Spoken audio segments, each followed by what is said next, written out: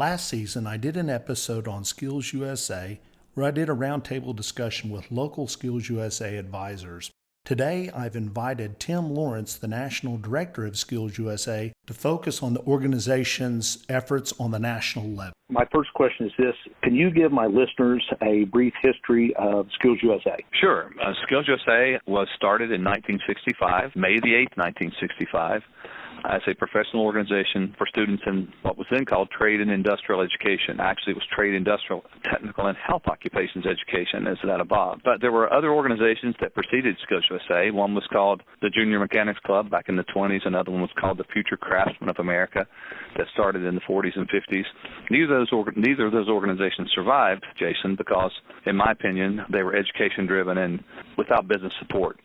So when SkillsUSA was founded in 1965, it was founded as a partnership of students, teachers, and industry working together to make sure that our students in trades education had a professional organization that would help lift them up with the professional skills they needed to be successful on the job. So that meeting was held in Nashville, Tennessee. We were founded on May the 8th, 1965. It was a group of 200 students from 13 states from around the nation, some education leaders from what was then called vocational education, and some industry folks from some major corporations around the country that wanted to see an organization for trade students that would help them professionally. So that's how we got started. How many members do you have in SkillsUSA? This particular school year, Jason, we have 427,000 total members, including our alumni, but 366,000 members, current students and teachers. All 50 states, Puerto Rico, the Virgin Islands, and Washington, D.C. are involved, and we have a director or a manager in every state managing the program for us with our national headquarters here near Washington, D.C. and Virginia. What do you see as primary function of SkillsUSA as an organization? SkillsUSA was founded to really establish a professional development process for our students in trade and industrial education. We've changed so much since 1965 following our founding to diversify into so many different occupations. In fact, if you look at the 16 career clusters that represent all occupations, SkillsUSA touches 14 of those 16 with 131 different occupational specialties. So the primary function, though, is to take those students that are studying in a technical pathway, whether it be welding, bricklaying, or engineering, and help them develop professionally with the personal skills like work ethic and integrity, the workplace skills like teamwork, communication, and leadership, and then the technical skills grounded in academics. So that's what makes up our framework. Our framework is the core of the program to make sure that all of our students graduate with the right kinds of skills in addition to the technical skills to help them make them successful in the workplace, in their communities, and in life. SkillsUSA certainly highlights the skills and talents for trade skills through competitions. What does SkillsUSA do to foster future leaders? Very good question. We have established and always have had in place a local chapter structure. That local chapter, and I was a member of the organization myself in high school in the late 60s and early 70s, and that local chapter is the leadership laboratory. We think of our shops or our labs as the technical laboratory where technical skills are taught and practiced. Well, SkillsUSA becomes the local leadership laboratory where students learn how to, in that local chapter, how to manage a business meeting, how to lead a discussion and use parliamentary procedure to make decisions, to understand that one person speaks at a time, that the majority rules, and that a business meeting is conducted that way when real business is taking place. Our program of work at the local level allows students to engage in professional development, whether it be engaging a local business person as a speaker in their classroom, or whether it be taking a field trip to a local company, or doing some public relations activity for the good work they're doing in their chapter. They have an opportunity at the local level to develop those professional skills. And really, Jason, above all else, from the very beginning, SkillsUSA is a leadership and character development organization. Yes, we are involved in competition, and yes, we have the largest skills competition in the world that we just finished 2 weeks ago. But above all else, bottom line, it's a leadership development organization. And even in the skills competition, every student is required, whether it's bricklaying or hairdressing or engineering and robotics, they're required to bring a professional resume, they're required to take a professional development test, and they're required to sit through a face-to-face interview or customer service or oral professional assessment of some type with business and industry. So even in the hard skilled trade, our students are required to show off that leadership ability even during the competition. But that local chapter is the key, and that's where the leadership really is developed. And then the students have the opportunity to move up to a regional level onto a state level, onto a national level, and even onto an international level. It sounds like you really empower your members through not only the competitions but the leadership aspects of SkillsUSA. Absolutely. Our mission, really, you hit on it. It's to empower. That word is in our mission statement, to empower our students to become world-class workers, leaders, and responsible American citizens. So empowerment is the key. And talking with a gentleman from the media yesterday who asked, what do you do to make sure that students have that empowerment? Well, we allow students to manage processes, that local chapter meeting, managing those processes of setting up a meeting, managing a meeting, running a meeting, developing a community service project to support their community, all those things that students do locally. They're empowered to do that so they can develop those management and leadership skills. You touched upon this briefly, that SkillsUSA is also an international organization, and SkillsUSA has a world skills team. Can you tell me a little bit more about that? Absolutely. Since 1975, we've been sending a team of students every 2 years. It's a biennial competition to the World Skills event. This year it's being held in Kazan, Russia. It's actually next month in August. And we're sending our largest team ever of 22 students to compete in everything from cabinet making to baking to welding. And those students are the best of the best. They've been chosen at the national competition over a period of 2 years, and those 2 years winners will compete again to find out which one can represent the United States at the international level. There'll be 80-plus countries. I think it's 82 countries now involved. It's a huge international event. There will be kings, princes, and prime ministers there from those countries to support their young people in those skilled trades and contests, and we'll be there with a pretty substantial USA delegation. Our our Deputy Secretary of Education, Secretary Zase, who was with us in Louisville a couple weeks ago, will be traveling for the federal government to represent the U.S. there to cheer on our team. So really proud of those young people that are traveling internationally to represent us there, and it's just an amazing world-class event that is such an educational experience for our students because they get to experience the other culture of the country they're visiting, but also interact with students from all around the world. So the competition is a key part, but it's also a very strong cultural experience for our students. That sounds like an amazing experience for some young people, and you've had the opportunity to attend and support some of these in the past. Where have you traveled to for World Skills? Yeah, that's a good question. In my career, I've gone to 23 countries now. I've gone from Canada twice for the World Skills event, to Helsinki, Finland, to Amsterdam, to Paris, to London, to Abu Dhabi in 2017, to Sao Paulo, Brazil. And gosh, I can't remember them all, but it's been an incredible journey to travel with these young people to represent the United States in international competition. In fact, the most memorable one was 2001 when I was the team leader for the team. We were in Seoul, Korea during 9/11, during the attack on our country, and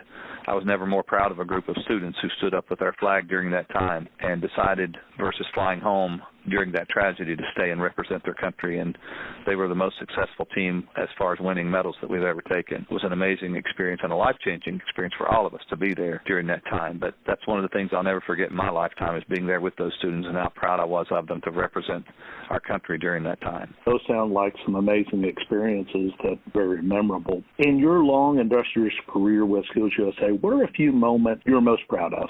Well, that moment I just mentioned with the world team was one of the most proud. Also, just every single year, seeing our national conference, the culmination of the year, and seeing those smiling faces and those excited students that come together around this thing we call SkillsUSA to be recognized, as champions, to be recognized for this great celebration that we do of skilled trades and skilled careers. But there's so many others, whether it be a student from South Carolina who I helped boost his confidence during a competition, and in the mail 2 weeks later I get a gift from him that was just so impactful to me because it was something really special that I didn't expect. And our students always amaze us. And this year, having my family there with me to experience the event and see all that goes on around the satellites that revolve around SkillsUSA was amazing to me, too. But some incredible experiences throughout the years, traveling to every state in this country, seeing the state conferences, being a part of the state conferences, working with the state directors. Your director in Oklahoma, Darren Gibson, is an amazing gentleman who has done so much to help lift up young people there. And the moments with those state directors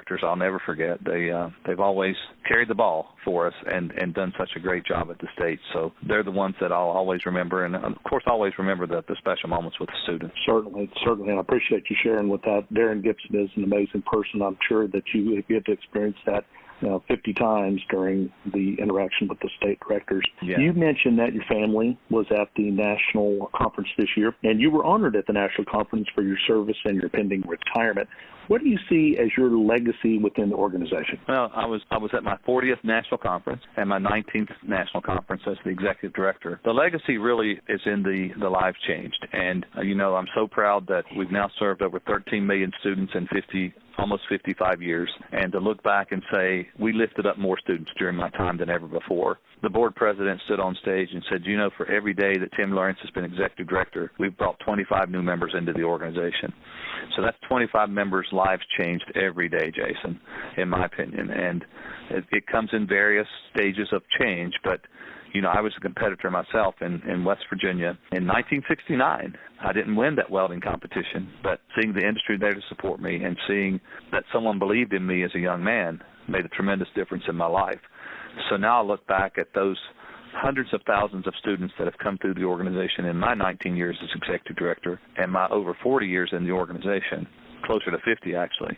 I look back and say, wow, we've made an impact on some lives, which in turn, that legacy not only impacts that individual student, it impacts that state level event, it impacts that local community, and it impacts a lot of families who are supported by a young man or a young woman who started in this organization and have developed in a career pathway that's been a technical pathway, have developed a good living, a strong community base, and are supporting their communities as good citizens. So the legacy lives on. It will continue.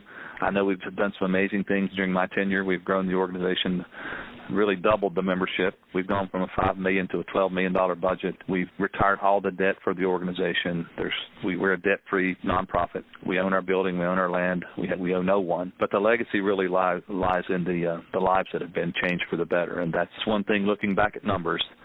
We always count numbers, but it's really not about numbers. It's about lives. I couldn't agree with you more on that. On a personal note, I think the impactful thing that happened for me several years ago, if you recall, my program was granted a SkillsUSA grant through Lowe's for a community service project that we had on our campus, and I developed a handicap accessible garden with those funds. And we had a tornado that wiped all that out. I remember that you and the organization reached out, and they gave that money back to us again. And to me, that was a huge impact, and not only for me, but for the students that had worked for over the years developing that program. And so for me, that's the legacy and the impact that it's made on me, that you guys had the courage to reach out during that time of need. Yeah, that's awesome. And, I mentioned in the beginning that we've survived for the past 55 years because, that business support that we have. And Lowe's was a good example in that case. But I can tell you, I always tell the students, you're the body of this organization. You're the reason we do what we do. Our teachers are the heartbeat, but our business partners are the lifeblood, and that's what keeps the blood flowing through the organization. And your example is a good one. We also had a tornado in Joplin, Missouri that wiped out an entire school. The whole campus was leveled, and that happened just before our national conference. And I was surprised that the students from Joplin actually showed up to compete.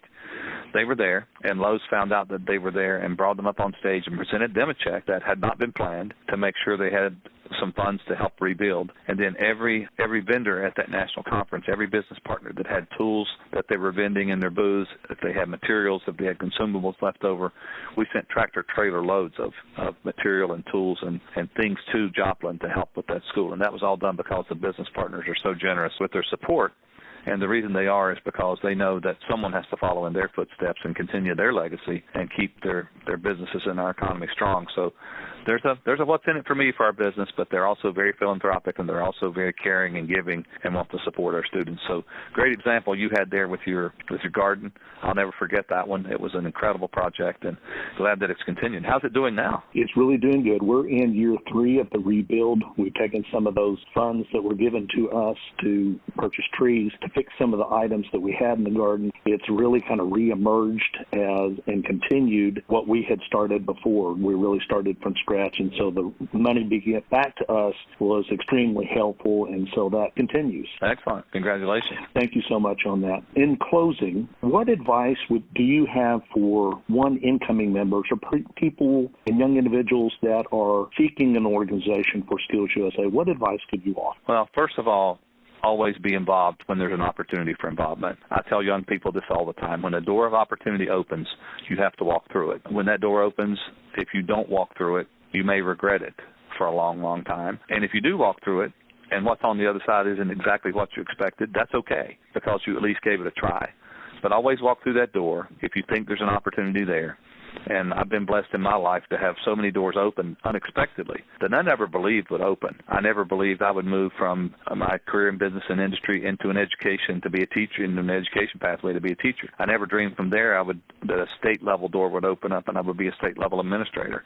From there, I never believed that this door to the national organization would open up, and I started as our partnerships developer and running that national championships. And then the door opened up again in 2001 when the executive director's position came open. And luckily, I walked through it. I almost did it. And had I not walked through it, I would have been regretting it to this day. But the advice I have is always walk through that door when it opens, because if you don't, you'll never know what was on the other side. Well, I will tell you this, Tim. I know you're heading into retirement and someone will replace you, but they will never match the things that you've done and the greatness that you've brought to SkillsUSA. And I truly appreciate all that you've done and have a tremendous admiration for the things that you've done and how you've advanced SkillsUSA. So I appreciate it, and I thank you, sir. Thank you, sir, and we couldn't have done it without people like you, so thank you for all your service.